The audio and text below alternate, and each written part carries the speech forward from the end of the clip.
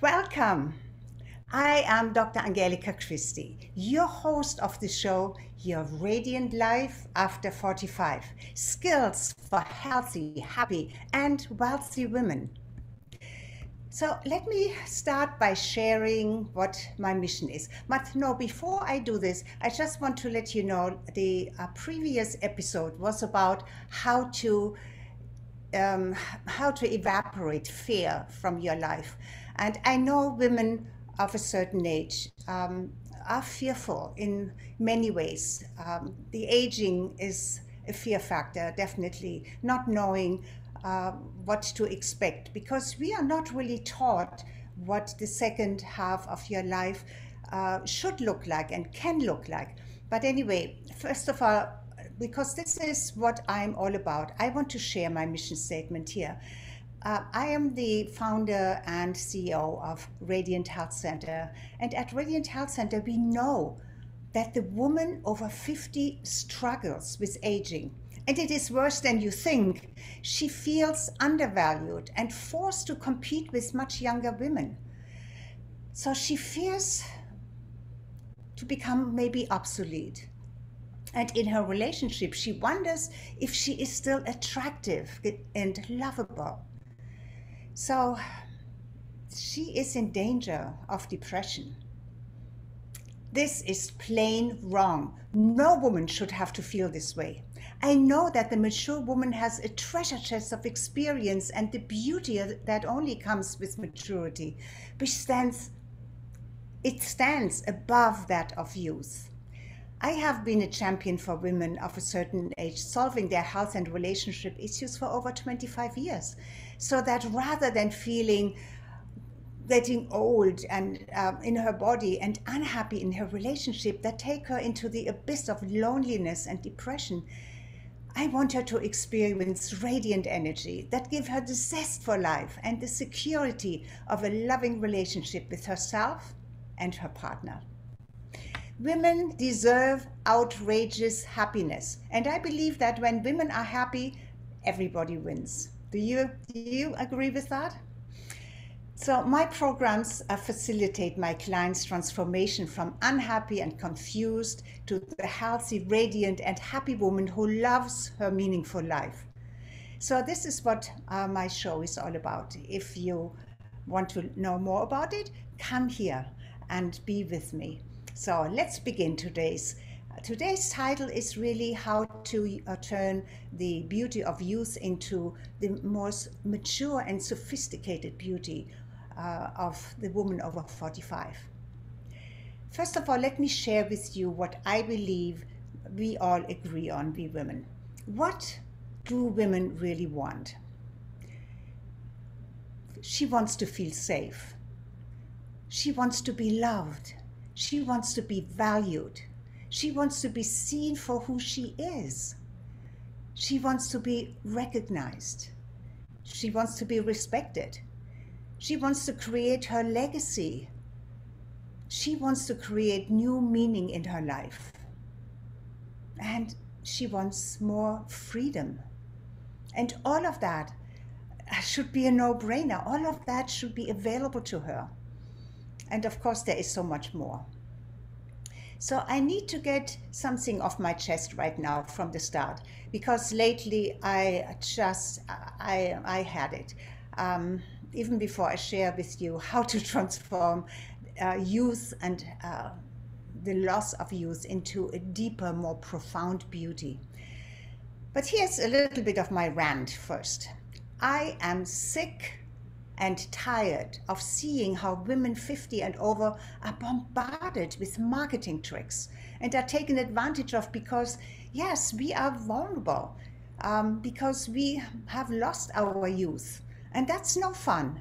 But because of that kind of anxiety, even it may not be a huge anxiety, but there is this anxiety. Women are easy prey to be marketed to and hijacked into believing that they must go through drastic restoration procedures to keep up with younger women. And it is even worse than you think. The subliminal message to older women is that success prestige, and to be still sexy and lovable depend on how young she looks. What is she to do if she wants to be recognized and cherished, no matter what her age is? And it's even worse than that. The real tragedy, and actually not so much as a tragedy, even yes, but the real betrayal is when influencers in the media who call themselves spokesperson for women over 50 say that they have this flawless skin and the big shiny hair and their tiny waistline naturally at their age. Let me tell you, this is a lie. Let me take a sip. I think I got so excited that I got a little of a dry throat here. Yes, they always look so fabulous, right? And intimidate older women, making them feel that maybe without plastic surgery like facelifts and body reshaping, tummy tucks, and the list goes on, they are not visible and not valued and probably dismissed as old. This is really unbelievable. There is a reason why plastic surgery industries keep skyrocketing, right? This is the horrific challenge and the problem that women over 50 are faced with. Not every woman, but too many women. And it happens every day because it goes into their electronic devices, in their cell phone, in their emails, and everywhere. It is a constant message that gets through the media to her. Well, only two others are coming close. That's the advertisements of the magic pharmaceutical pill that seem to take care of every ailment of her body. And then the other one, the crazy one, is the fitness media with their preposterous claims for magic overnight weight loss programs. I'm furious about the manipulation to sell such lies. And let me tell you, those lies sell into the billions. I know what middle-aged and older women are faced with. I am 75, so I do know. Society and often a woman's own family do not realize what she's going through. Why? Because maybe she does not complain. She may even be embarrassed because nobody wants to talk about her challenges, her menopausal problems. So she suffers in silence. She may not even want to accept the challenging episodes of whatever she's experiencing, like hot flashes, mood swings, sleepless nights, exhaustion, and weight gain. She has little control over the changes that her body presents her with. But there is so much that she can do, and there is so much out there that is real that can help her, and not all these fake things, this fake news. But if this is not more than enough, she also may struggle with her identity now. Who is she now, after she wore so many hats and played so many roles that have ended when maybe the kids left home, or she lost her job, or she retired, or any other role that became obsolete or is not really that important anymore? So, who will guide her through this most challenging time in her life that affects every part of her physical, mental, and emotional body, and her spiritual body as well? And some find, they find a home in their spirituality, and that is beautiful. But mentally, physically, emotionally, they should not suffer either. Because this is often a time when she feels a tremendous inner emptiness. This is also a time when she looks to fill that emptiness with substitutes that the outer world, through all this media and marketing, are constantly trying to make her buy into. And again, I don't speak about every woman over 50, but too many women are suffering with this and are taken advantage of. So she gets the subliminal message that unless she can reverse her aging body and become young and sexy again, her life is not all that valuable anymore, and she better retreats from the limelight. Even though she hears and even sees in the media that the woman of a certain age has actually made an entrance and seems to be more accepted now. I mean, there are women over 50 that are celebrated. And maybe you remember, I think it's still there, but it started about maybe a year or 2 years ago, the silver hair trend, when even young women uh, dyed their hair silver because it was such a trend. But for the older woman, it became something where she declared, where she showed her silver hair, her gray, which I think is always beautiful, and silver hair, and showed the beauty in it. Magazine covers featured older, successful women, women over 50 who are CEOs of big companies, became even billionaires. Yes, of course, that's fabulous. But how does this help you? How does it help us, the majority of women? Reality is that a whole new class of marketing for 50 plus women became even more forceful.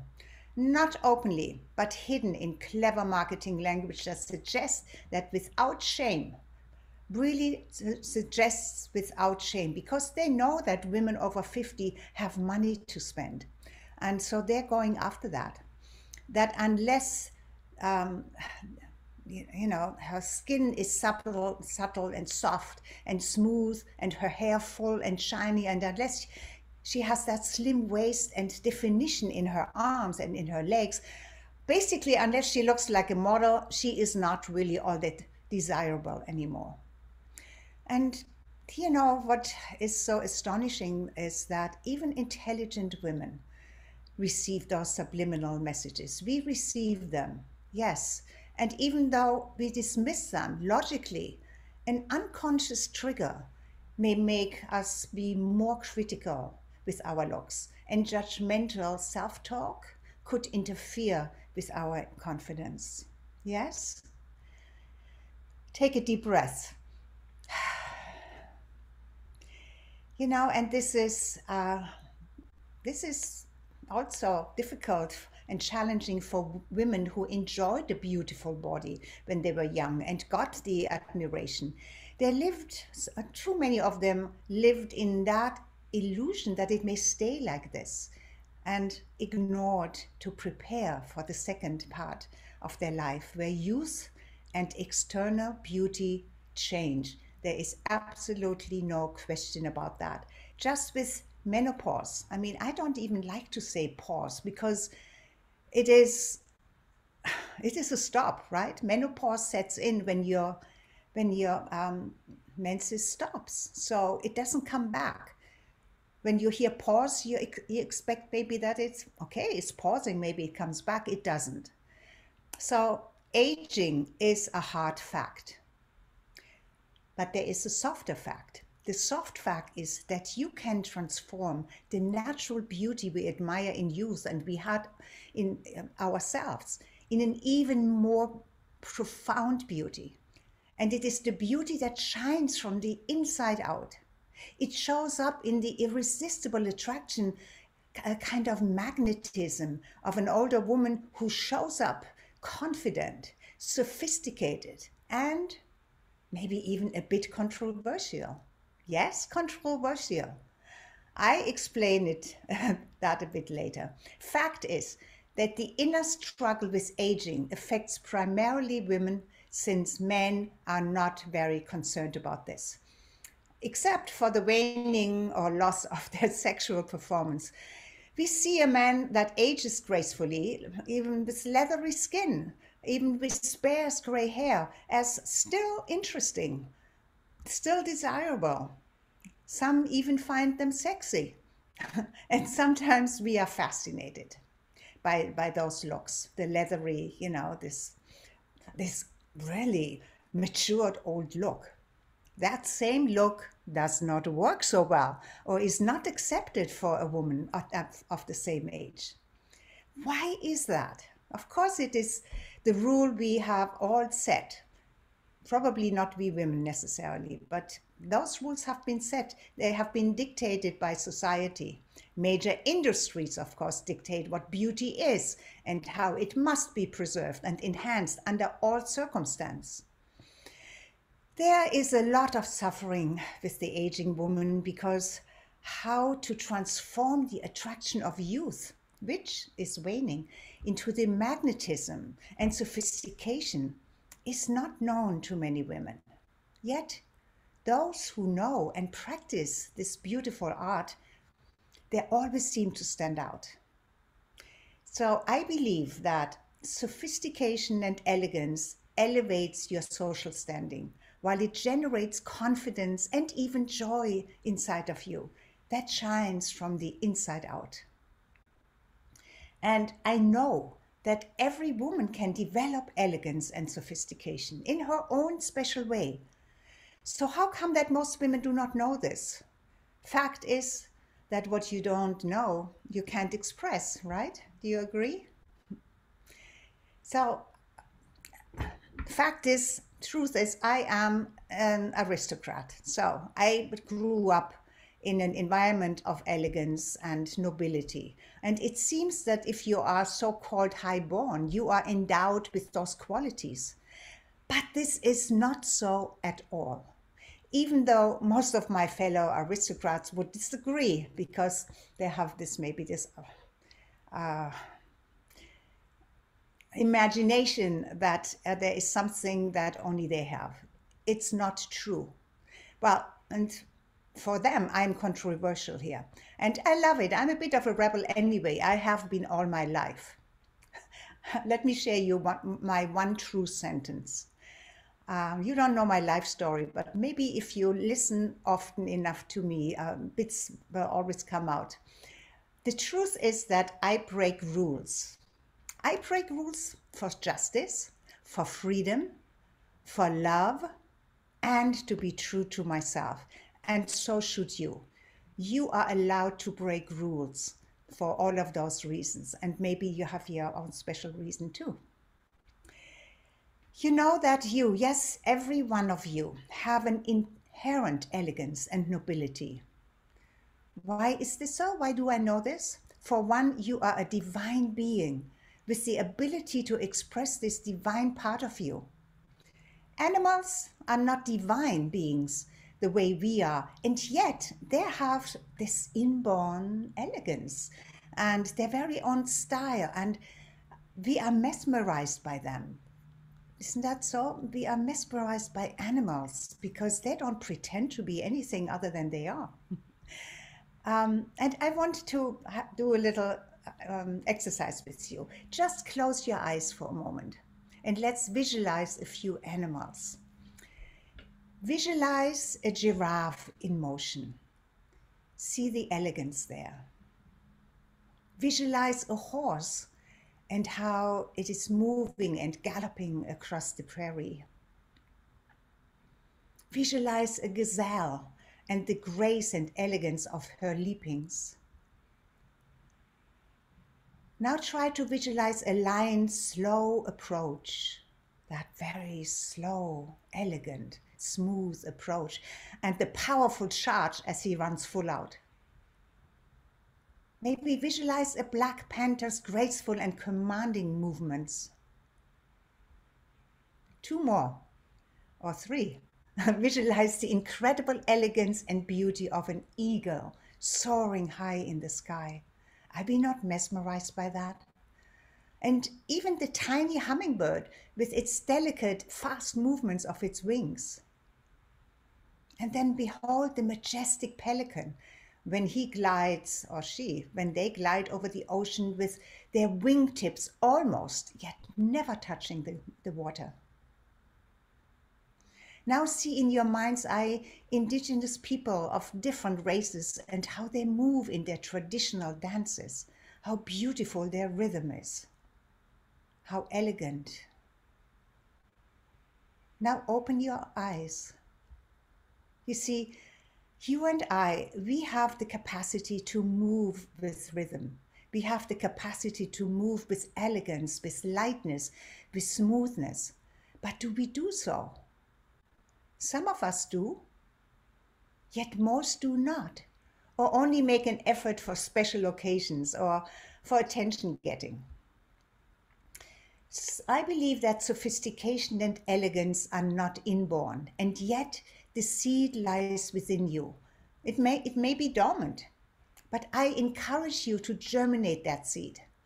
Grace, sophistication, etiquette, and manners are not automatic. They must be learned. And when you do stand out and have, I believe, more choices in your life. It's also more fun to feel confident no matter what. So let's talk about confidence and magnetism for a bit. Many people who want to be recognized as sophisticated try to put on a show. We see it all the time, right? And it works, at least sometimes. And some people are fooled. But the ones you want to impress with putting on a show are probably seeing right through it. Because it is contrived. The internal state of unease and anxiety about how you come across shows on the outside when it is contrived. You see it sometimes when a woman, or sometimes men do that too, exaggerate a certain behavior. And it could be something like extending the pinky, right, when picking up the cup of tea. And others that are designed to appear as something that, by sitting in a certain way, showing a certain behavior that they look, that's them, but it's not them. It's just they show a modus in a certain way. And that it's not really true is because inside she sweats, trying to hide who she is. And when you sweat on the inside, it takes all of your energy to pretend what you are not, or to pretend to stick with that show that you put on. And it is felt by others, even if we can be fooled for a bit. It is usually revealed either right away or at some time, more gradually. So let me talk about body language. I want to start with your hands. Your hands tell a whole story. And not only in your gestures, but also where and how you hold your hands on your body. And since I'm sitting now, I cannot show you, but if you cross your hands in front of your body when you're standing, it tells a story of being insecure, shy, or maybe even feeling unworthy. And don't fidget. As we get older, we have that. When we are young and we are nervous, we fidget. But I find that as we get older, we fidget more. So be aware of this and stop it when you feel that you're fidgeting. Your hands can speak a different language of what your words say. Be aware of that as well. Your hands can either emphasize or negate what comes out of your mouth, the words that you speak. The same is true with how you move your entire body. For example, to say something truthful, yet moving your body, even if it's ever so slightly backwards, gives away that you are not totally in agreement with your own words. Isn't that amazing how this works? And I haven't been aware of it, but having become a speaker and on stages, you need to be corrected with this. And it is so easy, so nice to step backwards, but be careful when you step backwards that you are negating, or that you're not saying something that by stepping backwards you negate. Or in the eyes of the others, you negate it. And watch your facial expression too. I always believe that a soft inner smile keeps your body at ease. And it doesn't have to be, a smile where your mouth goes all the way to, opens and shows your teeth. An inner smile is just that very gentle softness within you. And of course, from the outer, take care of your skin. Bring out your best features. Often we can improve our unique features by consulting with a professional image coach. It may not be necessary, but if you are in a business where that is important, you may want to do that. And of course, your hair should be groomed and you should be properly dressed. I believe that it is better to be just a bit under than overdressed, except for formal settings. Then it is a must. A dress code is usually stated in an invitation, in a formal invitation to an event. The funny thing is, in the Bahamas, where I live, everybody overdresses. Maybe not the young people so much, but even people who go to church look as if they go to have tea with the Queen. I mean, gloves and beautiful dresses and hats and the whole shebang. I mean, it's in the Bahamas, overdressing is just part of the culture. Okay, so that's in the Bahamas. It's not so much in the United States. I don't think so.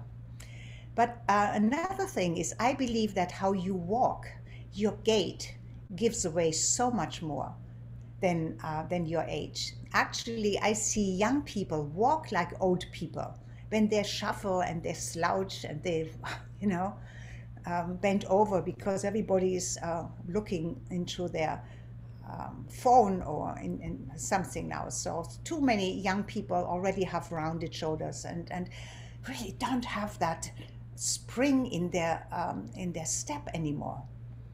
And I have seen 80-year-old women walk with such elegance and rhythm that their smooth movements suggest a much younger age. This again can be learned, and it starts by a couple of physiology. I mean, keeping your hips open and your body flexible. Your upper body should be straight but not stiff. There is so much. Maybe we talk about this at another time. And actually, I have a beautiful friend who I may want to invite to talk with me about this, Mariah Kay. So anyway, we will get to this body movement and how it can keep you young and flexible and beautiful and healthy. We will get to this.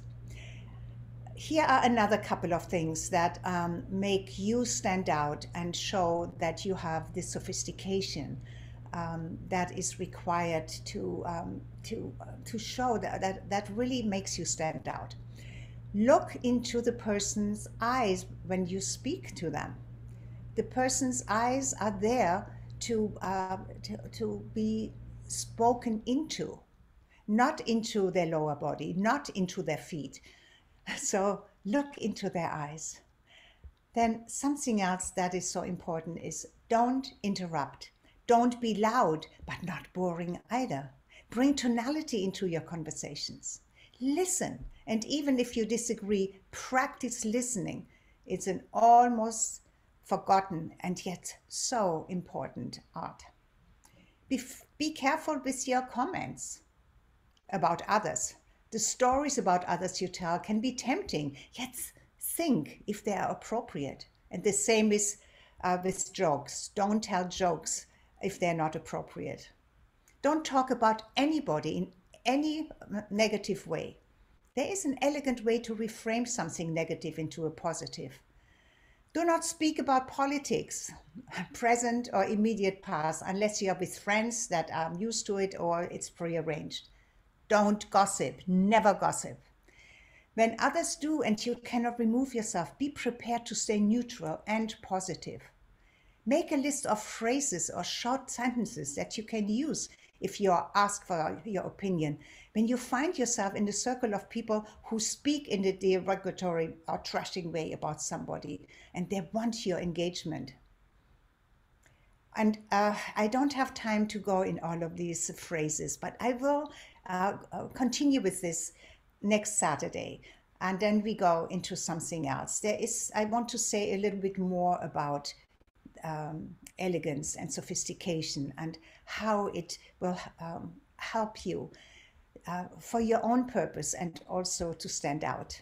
Okay, so I enjoyed so much that you were with me here, and thank you so much for the time that you took to listen to me, because you know, it's wonderful if you have somebody to speak to. And I see I have listeners here. So thank you, thank you, thank you so much. And please come and join me next week, same day, same time. So this is all for today.